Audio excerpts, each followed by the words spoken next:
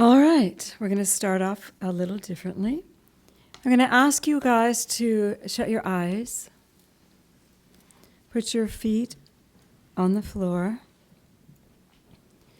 and I want you just to take a moment to feel God's love. After that song, it should be relatively easy, but I want you to just allow yourself to relax and feel God's love. I ask to feel the love of God moving through me now. We can say it with our minds.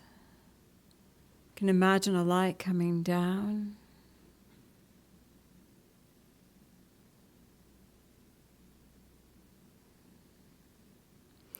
And all the eyes are closed. And when you feel God's love, can you just put your hand in the air for me? Okay, good.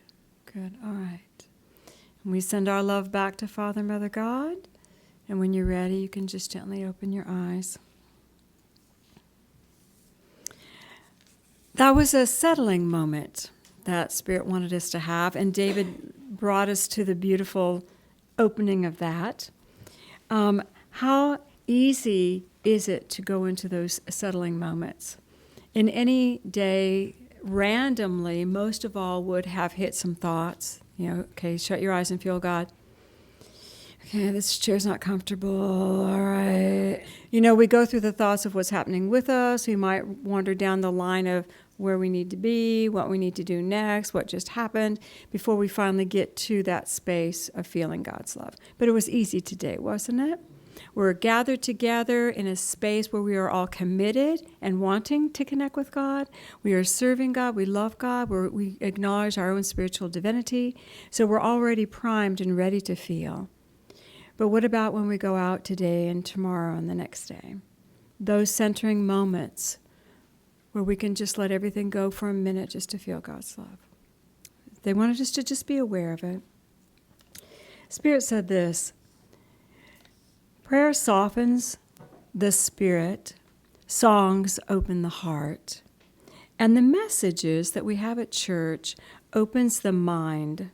And somewhere in our church experience of this morning, and any morning, the prayers all open our spirit, soften our spirit, the songs open our heart, and the message will be stimulating at some point to everyone here. I'm claiming that. There will be some moment where everyone will have some point of inspiration. So, all of this is to allow the Spirit of God to get into our consciousness, to get into our thoughts, to move into our minds, our hearts, but to get into our thoughts. Our thoughts create our reality. So allowing this energy to move so that we can have a slightly different vantage point, a more spiritual approach on any level. Okay? This is why we come to church. Did you know that? We come to be fed. We also come to feed one another. We come to send love and light to one another, but we come to be fed as well. So, some of us were absolutely ready to do that meditation. Some of you in a normal day would have said, why is she doing that? Where's she going? I don't like this. Zane, get back on track. You're supposed to talk now. Our minds are geared to what is familiar. That's my point. And so we need to allow God to move into ways that are unfamiliar, unformatted differently. So what we normally do is the familiar and being ready to do the unfamiliar. Being ready to do something more spiritual, being ready to do something of a higher God touching our awareness. That's where we have our magic. That's where our key is. Got it? Okay. So are you ready? Are you ready? In a moment, can you clear your mind? Are you ready? Can you make yourself ready in a moment? Last month, we talked a lot about, the goal of our last month was how to be more God awake in the world. Every service, if you look back, was getting us into a space of learning how to interact in our world with a more God approach. Okay? This month is how to listen. We are going to increase our inner connection to develop our inner world. Okay? We're going to increase our inner connection to develop our inner world. So the first thing that I'm going to do today is to talk to your brains. Yay! You know who stands as the gatekeeper of your inner world? Your brain, your thoughts. I don't like that. I like that. And that's why we need to talk. Okay, so there's some premises that we need to go to and over because I know you know these things, but we need to say them again. Ready? Number 1, everyone is a child of God. Yay! Everybody. Yay! Even the people you don't care for. Yay! The ones that you want to invite to dinner. Yay! They're all children of God. Got it? Okay, number 2. You have a higher self and a lower self. Your higher self is your spiritual self. We call it the higher self, spiritual self. It is the one aspect of you that maintains connection with soul, divinity. It knows what your purpose is. It knows why you're here. It sees the divine in all things. You have a carnal self or a lower self that needs to eat. It needs to be safe. It needs security. And sometimes it needs to smack other people because it needs to get even with them or whatever it needs to do. So we have a higher self and a lower self. And we're taught that throughout the Aquarian and through most metaphysical teachings. The goal of every metaphysician is what? To bring the spiritual self into the lower self. So that we are now a spiritual being even on the planet, even walking around, even eating, even being safe. We're a spiritual being, right? And we know this. Yay! Okay, we know this. How often do we let the lower self dictate activities that the higher self has a better option for? So can we say there's room to grow? Yes. Room to grow. Okay, so just acknowledging a little bit here that there's room to grow. We have this instinctive, reactionary energy a lot of times for protection, safety, survival, and I want that last French fry because my body said so. Instead of spiritual. Don't even need a French fry. I don't care for French fries. Spiritual. Got it? Okay.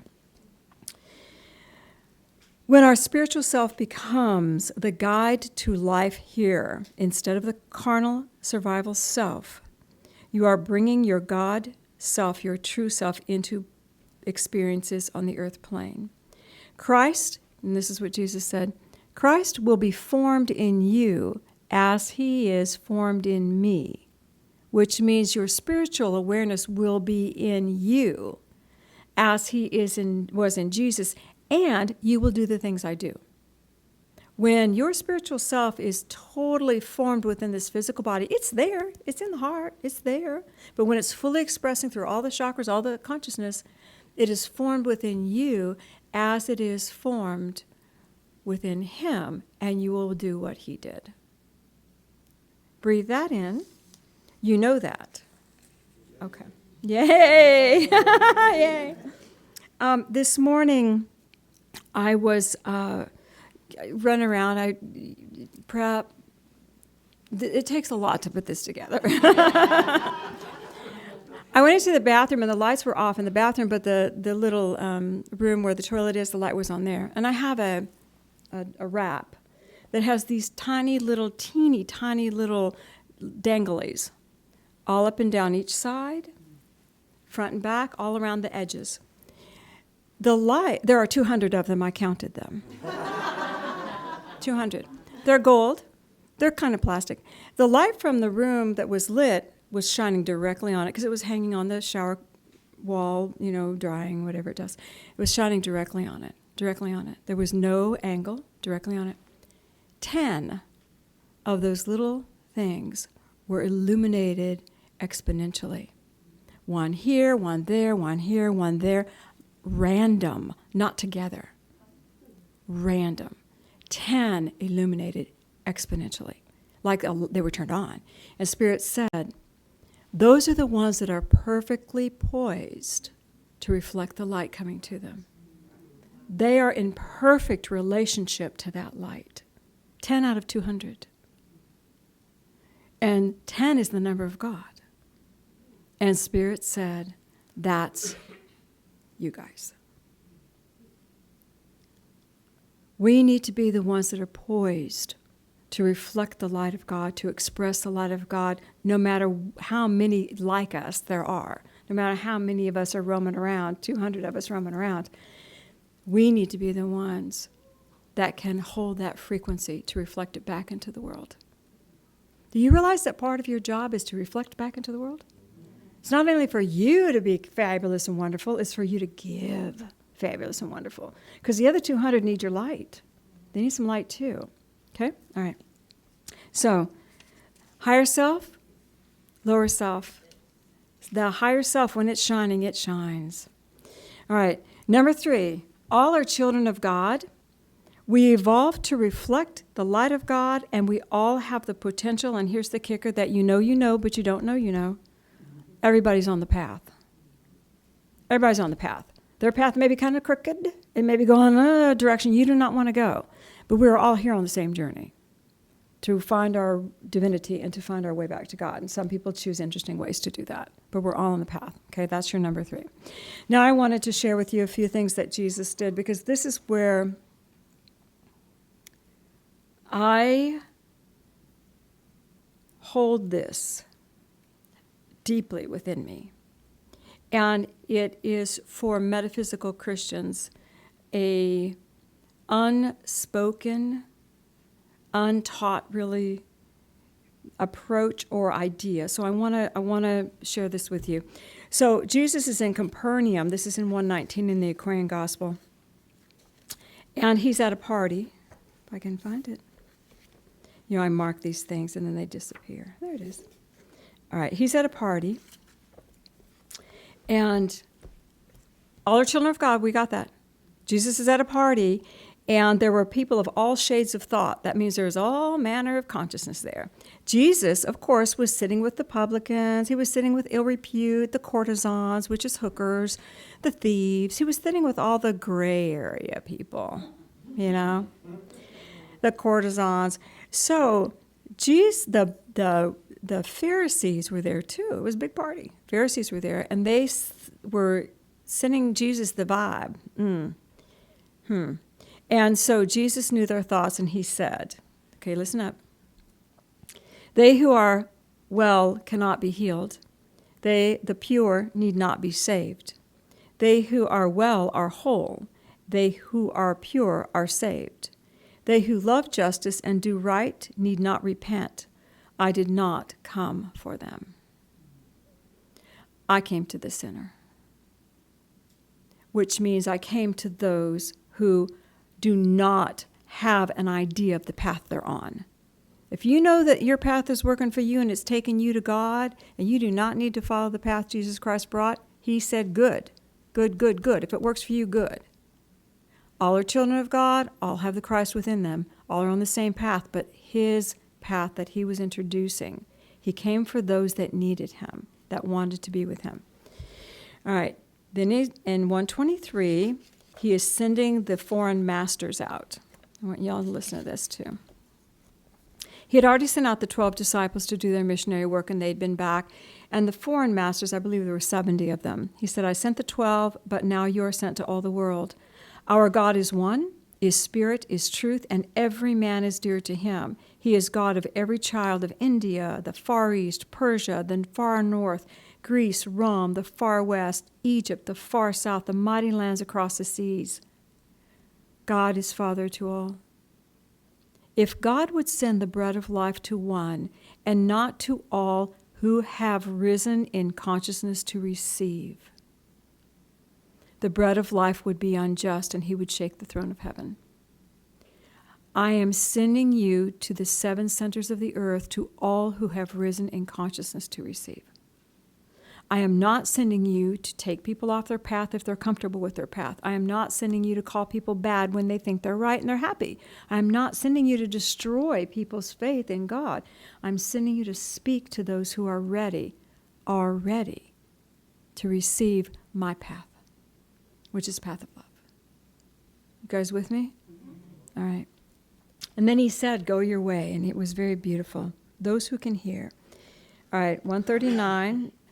Y'all, this is 40 days.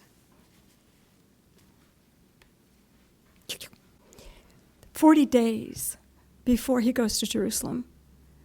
He's in Jerusalem for a week and he's crucified. I mean, he's 40 days. And he hasn't said this before to anyone. But the Pharisees are hot on him. They're hot on him. They're criticizing.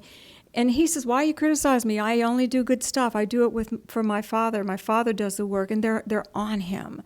And they're trying to turn all of the followers away from him. They're trying to undermine him, to find any reason to stop the movement, to stop it. So 40 days out, that's like tomorrow. And he says the parable, it's really not a parable, but he says the story of the shepherd. So I'll tell you the history. In that area of, I guess, Galilee, there were a lot of shepherds. And the shepherds literally guarded their flock. And if a wolf or someone came to attack, the shepherds would die for their flock. They would literally attack the animal to try to save their flock. That is what a shepherd does. The shepherd, some men hire people to help with the sheep. The hireling, they call them, runs when the wolf comes. He will not die for the flock. So as he told this story, the people who understood the law of understood the lambs and the shepherds would have understood what he was saying absolutely as a literal analogy. It was literal to them. People that didn't understand sheep probably didn't understand it. That's why they referred to it as a parable. But it was a real situation. And he said, my sheep know my voice. The sheep know not a stranger's voice, and they will not follow him. They will flee away. And this is what he's telling the Pharisees as they're trying to turn his people against him. My sheep know my voice, and they will not follow a stranger's voice. And he said, he had told the parable about God's fold was very large, and there is a password to get in, and the sheep always follow the shepherd's voice. And that was the parable he told. And he said, I am the Christ. I am the shepherd of the sheep. He who follows me through Christ comes into the fold of living waters. The shepherd of the sheep will give his life. I am the shepherd. I know the sheep of God. They know my voice as God knows me, and I know him. I lay down my life when I will take it up again. For every son of man, son of God, may by faith have the power to lay down mortal flesh. And these words I've received from God. In John, it goes very deep into it. But I'm just going to paraphrase. This is John 10. This is again the same situation.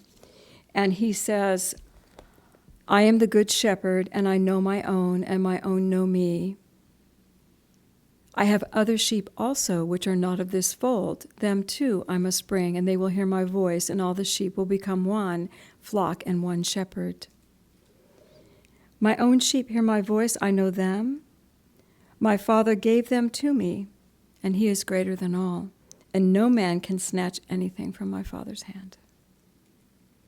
My Father gave these people to me, and I have them, and you can do all you want. They are mine. They are of my flock. Thank you. This is a very to me, truth. When you have any time at all been touched and felt the presence of Jesus Christ and felt the vibration of his energy and felt the value of his words, it is unique. It is specific. It is unique. And you are now connected forever with his frequency. I don't care what faith you are. I don't care where you go. I don't care who you are. And that voice that we know, that we hear, that we feel is unarguable. It is unquestionable because we know the frequency. He's gone to Jerusalem. It's Tuesday, so he's going to be crucified on Friday. He's gone to Jerusalem. He's talking to everybody. He's already said goodbye to the synagogue, and he's talking to everybody, or the temple, and he says, people are going to try to distract you. They're going to say to you, Go to the mountain, the Christ is there. They're going to say to you, you need to go over here, the Christ is here. And he said, listen. Don't follow because someone tells you.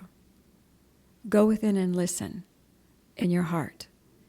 And as Christians, metaphysical Christians, any kind of Christ path people, how often does someone come to us and say, this is the best workshop in the world, and if you do it, you will ascend?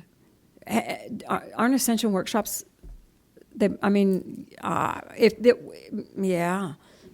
be signing up. But then when you go within and you say, is this for me? And you listen to the voice of Jesus, I ask him to come forward. I need you to talk to me, man. They're saying this, talk to me. Let me feel your presence. Let me feel you. Now, we're going to talk about internal guidance next week when we're hearing our own inner voice. But I want you to know to turn to the voice of Jesus. And if he says hold, even when you want to go, even when you think it's the best thing in the world, what do you want to do? You're going to argue with him? No, because his voice is not shakable.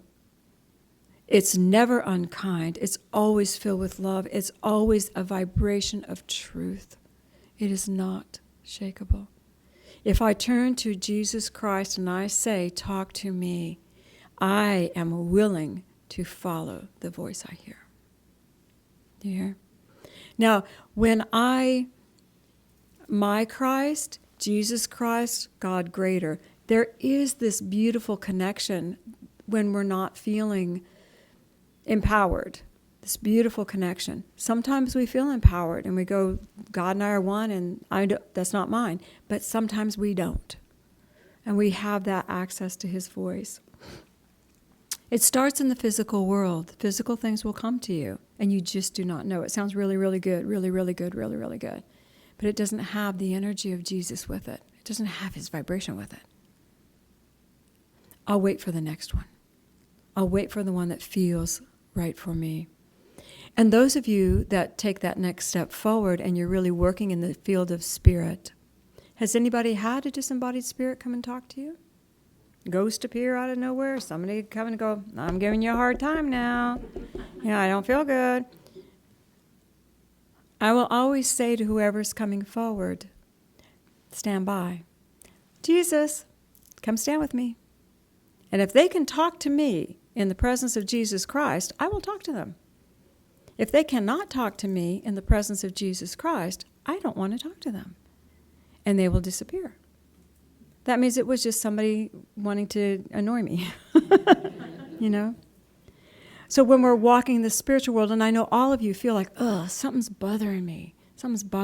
Bring in the presence of Jesus Christ and let his love surround you. It will go. If it's there to teach you, then it'll open up and show you what you need to see. Do you see? They know my voice. They know my voice. Could you not feel the voice of God when David sang? It had that Christ vibration. It could feel the voice of Jesus Christ when you sang. It was beautiful. They know my voice. As metaphysical Christians, when we sit to center, are we ready? How many layers do we have to go through to feel the presence of God?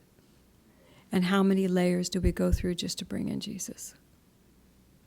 It's a faster track. It's a faster track. To sit and begin to bring in the beautiful love of Jesus Christ to stand with you. All right. There are so many things that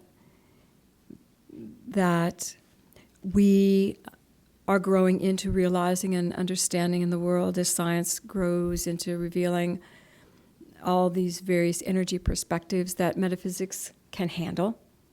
We can handle that because we believe it. It's supporting our belief. But in all of that constructs, cannot your mind get too crazy? Have you ever gone down the rabbit hole, metaphysical studies, down the rabbit hole, and your mind gets crazy?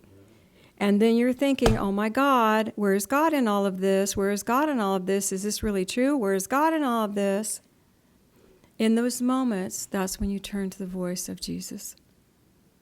When you cannot find God in it, just pull Jesus. Jesus, I need to hear your voice. I need to hear your voice. And you know what he will tell you? I love you. You're okay.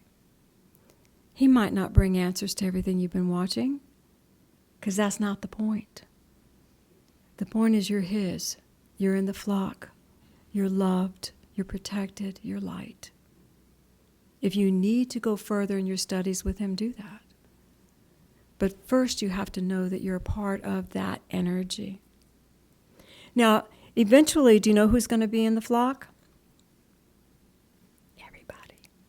Everybody. There's a scripture that says, many are called, few are chosen, and I love many years ago, Patrick expanded the understanding with us. Many are called, few choose to be chosen. Few choose to be chosen, because to be chosen means we have to be ready. We have to be letting our spiritual light shine. We have to be ready to embrace what it means to be chosen, to walk that path of purity, love, right action. Everything that he said, if you're already doing that, you don't need me. To walk that path. How you feel? All right. Step 1 is recognizing the vibration of his voice and knowing you will always recognize it. And if it does not sound like his voice, it is not. It doesn't mean it's a bad voice.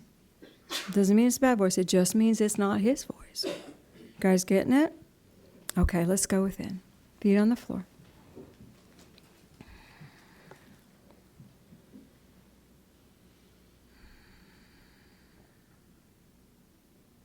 And I know that you can feel the presence of Jesus Christ. We've been speaking of his energy, and you can feel a beautiful blanket of love throughout the room.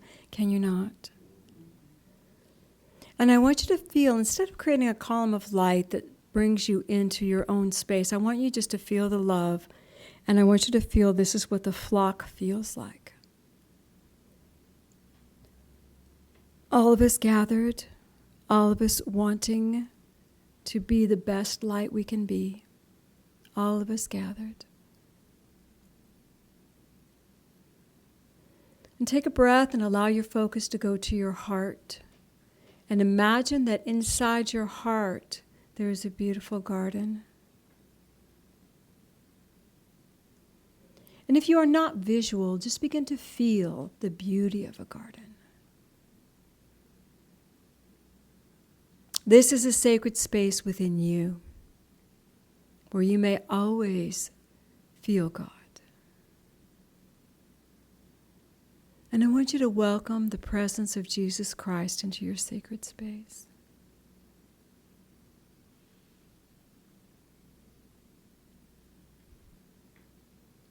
Just look in his eyes, touch his hand.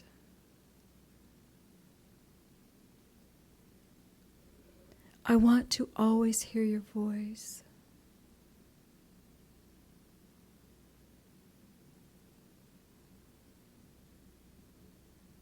I want to always feel your love.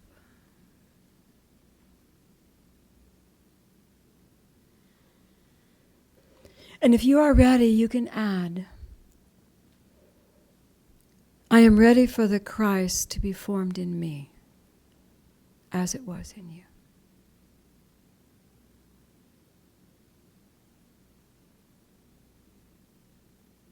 And whatever the sensation or the visual, just allow it to flow. Your mind is absorbing the energy that you're feeling.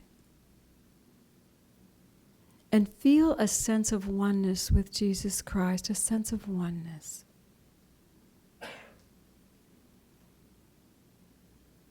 And peace. And let that light, that peace go out into your world. Just send it into your world. And breathe. And bring your focus back to the chair. I am ever safe in the heart of God.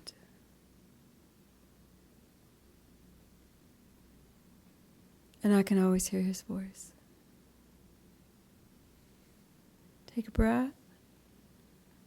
Let your focus come back to your body. When you're ready, you can gently open your eyes.